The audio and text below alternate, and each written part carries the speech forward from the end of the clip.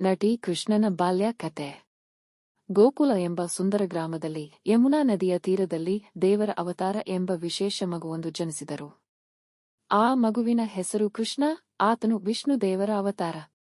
ಕೃಷ್ಣನ ಬಾಲ್ಯ ಕತೆಗಳು ಕೇವಲ ಆನಂದಕರ ಅಲ್ಲದೆ ಶಕ್ತಿದಾಯಕವಾದವುಗಳು ಆಗಿವೆ. ಮಧುರಾದಲ್ಲಿ ದೇವಕಿ ಮತ್ತು ವಸುದೇವನ ಮಗನಾಗಿ ಜನಿಸಿದ ಕೃಷ್ಣನ ಜೀವನದಲ್ಲಿ ಮುಂಜಾನೆ ಎಲ್ಲಷ್ಟು ಕಟು ಸವಾಲುಗಳು ಉಂಟಾಗಿದವು.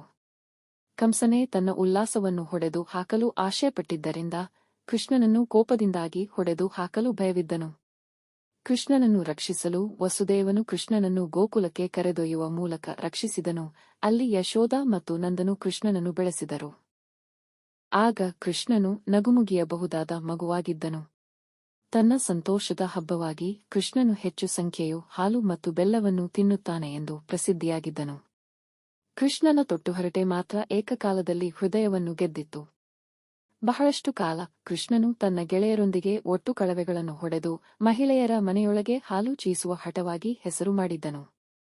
ಇವರಿಗೆ ಕೈಗೊಳ್ಳಲು ಮರೆಯುವ ಸ್ಥಳವನ್ನು ತನ್ನ ಸ್ನೇಹವಿಲ್ಲದೆ ಎಲ್ಲಿಯೂ ತಲುಪಿಸುತ್ತಾ ಹೊರಗುಮ್ಮಲು ಮಾಡುವುದನ್ನು ದೇವರ ಕ್ರೋಢ ಮಾಡಿದನು. ಇಷ್ಟೇ ಅಲ್ಲದೆ ಅವರು ಕೋಪಗೊಳ್ಳದಂತಾಗಿಯೇ ತಕ್ಷಣವೇ ನಗು ಹಾಕುತ್ತಿದ್ದನು. ಮದುವೆಯಲ್ಲಿಯೇ ಕೃಷ್ಣನು ತನ್ನ ವಿಶೇಷ ಶಕ್ತಿಗಳನ್ನು ಪ್ರದರ್ಶಿಸುತ್ತಿದ್ದನು. ಒಂದು ದಿನ ಕೃಷ್ಣನು ತನ್ನ ಗೆಳೆಯರೊಂದಿಗೆ ನದಿಯ ತೀರದಲ್ಲಿ ಆಟವಾಡುತ್ತಿದ್ದರು.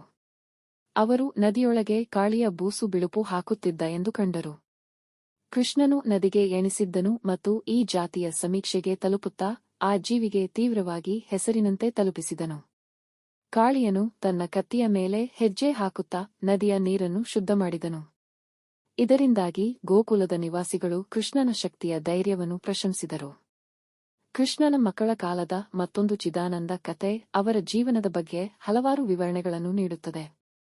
ಕೃಷ್ಣನನ್ನು ಹುಟ್ಟಿಸುವ ಹಿನ್ನೆಲೆಯಲ್ಲಿ ದೇವಕಿ ಮತ್ತು ವಸುದೇವನ ಹತ್ತಿರ 7 ಮಕ್ಕಳನ್ನು ಕೊಂದು ಹಾಕಿದ ನಂತರ ಕೃಷ್ಣನು ಸಾಗಿಸಲು ವಿಮಾನವಾಗಿ ನದಿಯ ಪ್ರವಾಹವನ್ನು ತಪ್ಪಿಸುತ್ತಲೇ ಕೃಷ್ಣನು ಧೈರ್ಯದಿಂದ ಆಶ್ರಯ ನೀಡಲು ಮೊದಲನೆಯದಾಗಿ ನದಿಯ ಮೂಲಕ ಅಯ್ಯ ಚಲಿಸುತ್ತಲೇ ಕೃಷ್ಣನು ಮತ್ತು ಅವರ ಕುಟುಂಬವನ್ನು ರಕ್ಷಿಸಲು ಇವರನ್ನು ಜೀವನ ಪೂರ್ಣವನ್ನು ನೀಡಿದನು. ಕೃಷ್ಣನು ಬಾಲ್ಯದಲ್ಲಿ ಹೆಚ್ಚು ಆಟಗಳಲ್ಲಿ ಭಾಗವಹಿಸುತ್ತಿದ್ದನು. ಯಶೋಧ ಮತ್ತು ನಂದನ ಮನೆಯಲ್ಲಿ ಕ್ರಿಸ್ತನ ಆಟ ಮತ್ತು ಧಾರ್ಮಿಕ ಆಟಗಳನ್ನು ಆಡುತ್ತಾ ಆತನು ವಿಭಿನ್ನ ಆಟಗಳಲ್ಲಿ ತೊಡಗಿಸುತ್ತಿದ್ದನು. ಆದರೆ ಕೃಷ್ಣನು ಯಾವಾಗಲೂ ತಮ್ಮ ಶಕ್ತಿಯ ಮೂಲಕ ಮತ್ತು ಸ್ನೇಹದ ಮೂಲಕ ಶ್ರೇಷ್ಠ ಶ್ರೇಣಿಯನ್ನು ಹೊಂದಿದ್ದನು. ಇತ್ತೀಚೆಗೆ ಕೃಷ್ಣನು ಗೋವರ್ಧನ ಪರ್ವತವನ್ನು ಏಕಕಾಲದಲ್ಲಿ ಎತ್ತಿದ್ದ ಕತೆ ಜನಪ್ರಿಯವಾಗಿದೆ. ಗೋಕುಲದ ನಿವಾಸಿಗಳು